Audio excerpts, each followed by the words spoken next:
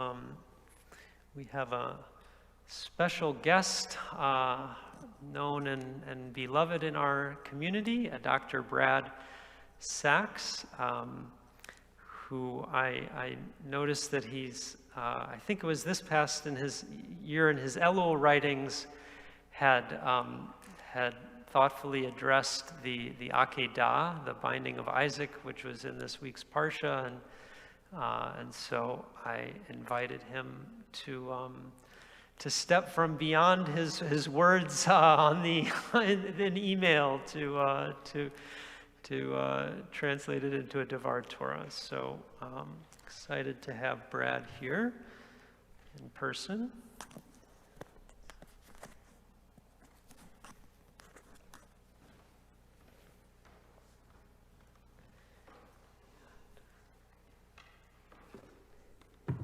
I think you have enough power.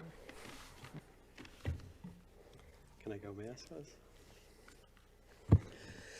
Shabbat Shalom.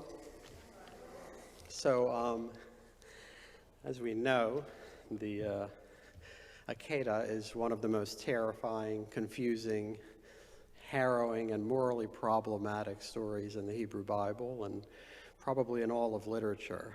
And I kind of see it as a psychological assessment of our moral development as children.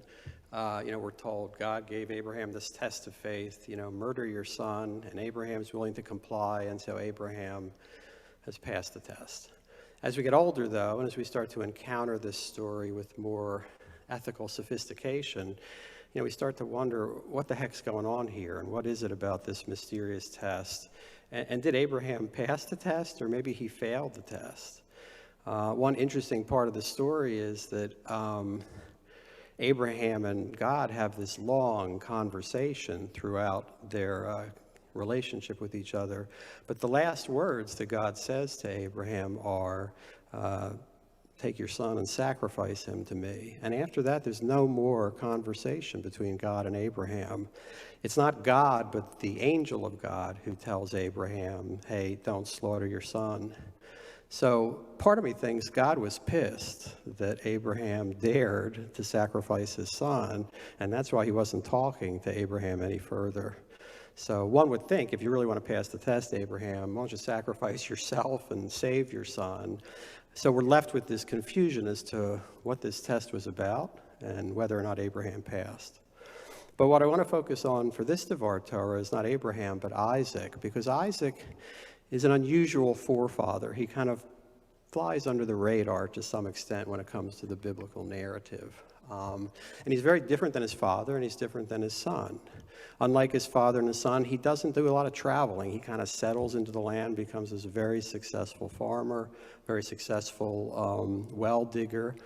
And another significant difference between Isaac and his father and son is that he's monogamous. It's only him and Rebekah. He has no other wives in the picture. So part of me wonders, in what way did the event, the Akedah, affect Isaac's life, and how did he turn out so differently than his father and son? And it's difficult not to see the event of the Akedah as a trauma that influenced Isaac's life forever. Because what we know about trauma is that it forms us and it deforms us, and it bends the arc of our lives. We might survive trauma, we might recover from trauma, but we never forget trauma. So how did Isaac deal with the trauma of the Akedah is what I'd like to focus on. There's two midrashim that I came across that, for me, illuminated this issue a bit. One is that when Isaac was brought up to the altar, we call this Akedah Yitzchak, the binding of Isaac. And Isaac was bound by his father, and every part of his body was bound, including being gagged. Every part but one, which was his eyes. His eyes could still see, and when his eyes looked up, he saw his father standing over him with a knife, ready to slaughter him. Related midrash is that when the angels saw that Abraham was willing to kill his son, the angels began to cry, and the teardrops fell into Isaac's open eyes. What do we know about Isaac's eyes? Well, at the end of Isaac's life, the drama of Jacob and Esau depends on a man who was dim, whose eyesight had failed him. And the whole Jacob and Esau drama occurs because Isaac can no longer see. So I found myself thinking a lot about what it was like for Isaac to be bound in that way and to only have his eyes operating. But another thing that occurred to me is that I realized that I have a personal connection with Isaac as I think about this story. And I'm about to turn 65, and this is a 60-year-old event that I finally made a connection with. And I have to thank Rabbi Josh for inviting me to do this Devar Torah so I could finally make that connection 60 years down the road. When I was 5 years old, I had this medical issue that required a sequence of extremely painful medical interventions. And this was early 1960s. And in those days, doctors were males and nurses were females. It was kind of stereotyped and fairly rigid. And I went for the first appointment for this intervention, and it was a minor medical issue, but these interventions were excruciating. They were brief, but horribly painful. So the doctor examines me, and there's a male doctor and there's a female nurse, and then a third person enters the room. It's a man. And I looked over, I said, "Who's that?" And the doctor said, "Well, that's another nurse." And I was utterly bewildered because in my 5-year-old mind in 1961, nurses are females, not males. And so to some extent, I felt a little bit like I imagine Isaac felt when he was trying to figure out who's Jacob and who's Esau. He had the sense that it was not Jacob, that it was not Esau, and yet Jacob kept saying he was Esau, and he was using every sense at his disposal to make sense of it. He brought him in to kiss him and to smell him and to feel him, but somehow he still got bewildered and confused. So I was utterly bewildered by the fact that a male nurse had entered this room.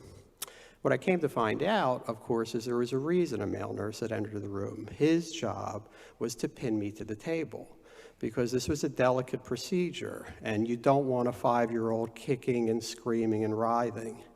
So the horror of the event is this large, impassive male pins me to the table, and I look up at a man holding a scalpel. Well, I know there's a difference between a doctor holding a scalpel trying to cure me and a man holding a sword wanting to kill me, but the angel of death looks absolutely the same in both instances. And, you know, when you're 5 years old, you can't make sense of it. So in many ways, I realized that these events that Isaac encountered were very similar to mine. And the final time I had this procedure, I think it was the final time, I'm not sure. It used to be my mom would bring me to the appointments because in those days, my mom was home and my dad was at work. But for some reason, my dad came to one of the appointments as well. I don't know if my mom needed the support or was just tired of watching me writhe and scream and holler with pain. And we go through this horrible ritual. The male nurse comes in, pins me to the table. And I remember resting my head around to look at my dad. When you're 5 years old, your father is 10 feet tall. And my father was a dominant man physically, but also emotionally and psychologically. And I whipped my head around to see him, and I did not see a man who was 10 feet tall. He looked horrible. He looked like any parent would look watching a child suffering, watching a child in distress and feeling helpless. He looked small and puny and shrunken, and he's just slumped against the wall. His face was ashen. And I will never unsee that image of my father, and Isaac will never unsee or would never unsee the image of his father standing over him with a knife.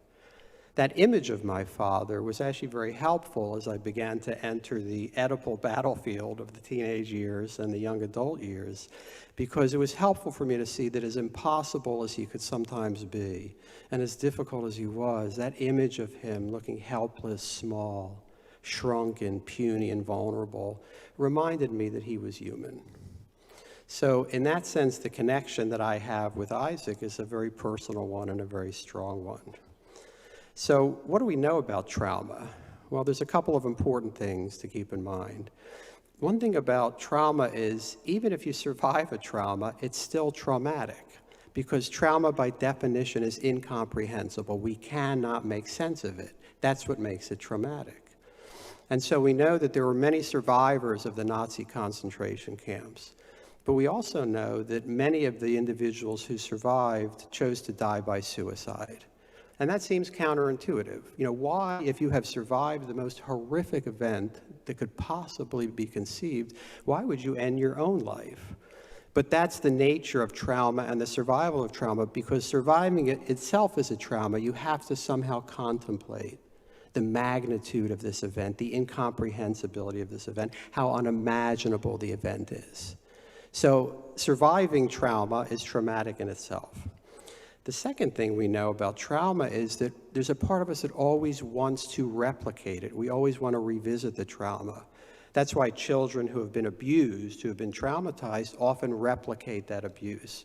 They become the victimizers, not the victim. It's not because they're evil. It's not because they're hateful. It's because there's a part of us that's like an inner gyroscope that keeps trying to return to the original trauma. And so when we think about Isaac and Jacob and Esau, the words are very striking. When Esau realizes that Jacob has gotten the blessing, that Jacob has fooled their dad, Esau starts to weep. And the words in the Hebrew Bible at that point are, Isaac was seized by a violent trembling.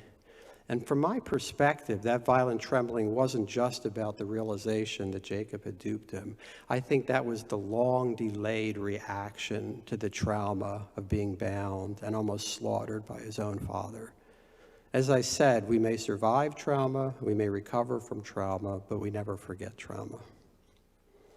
So how do we make sense of this? What do we do, being that trauma is inescapable? There's the trauma itself of birth. We go from the calm, quiet, warm, protected space of the womb, and then we endure this excruciating journey through a narrow passageway into this blaring, blinding world. Life is filled with trauma. It's inescapable. It's unavoidable. The question is, what do we do about it? Well, one of the other interesting things about the Isaac story is the first time the word love is used in the book of Genesis, in the Hebrew Bible, when it comes to interpersonal relationships with Isaac and Rebekah. The word love is used between God and people, and between people and God, but the first time love is used to describe human intimacy, close human relatedness, it's between Isaac and Rebekah. And there's that beautifully poignant phrase where after Sarah dies, Isaac's mom dies, he takes Rebekah into his mother's tent and he loves her. So maybe that's one of the messages of the traumatic arc of the Akedah narrative, which is it's a love story. It's a ruthless love story, but a love story nonetheless. If we pivot back to Abraham for a moment, we know that the angel of God called his name 2 times, Abraham, Abraham. And commentators for generations have wondered, why was his name called twice? Karen and I were listening recently to a sermon by Rabbi Sharon Brous, and she was saying that it was the space in between Abraham, Abraham, that Abraham heard the still small voice of God. The angel of God was saying, Abraham, Abraham, but that space in between was where Abraham heard the still small voice. For me, I can't help thinking of the optics of it, the visual of this whole thing. And in my mind, the first Abraham led Abraham to look up to the heavens, because that's where divinity resided. That's where God resided. And when he heard the second Abraham, he did something different. He looked at his son. He looked into the face of Isaac, and he saw the terror, and he saw the dread, and he saw the heartache. And he realized that his responsibility was not to God. It was to his son. The decision was to embrace life and to embrace love, not to blindlessly, robotically, obediently fulfill commandments. The nice thing about Judaism is that God commands us to be responsible, but God allows us to be responsible too, gives us the opportunity to be responsible. So, how do we pass the test? One way we pass the test is to do what Isaac did, which is to somehow survive trauma, somehow recover from trauma, and look into the other person's face. We live in a world that's traumatized right now. It's filled with polarization and alienation and isolation. It's a traumatized planet that we're living on. How do we deal with that? Well, not just by looking up to God, but looking at each other, and gazing into the human face. Rabbi Jonathan Sachs said, our goal as Jews is to seek the divine, to search for the divine, to discover the divine in the human creature. And when we look for the divine in each other, then we create room for divinity in our world. So our job in response to the traumas that we have endured, the traumas that we may have inadvertently inflicted on others, is to embrace love, to embrace life, and find a way to look into the human face and find ways that love can enable us to accept and to embrace some of the unimagined possibilities that exist through human relatedness. Shabbat Shalom.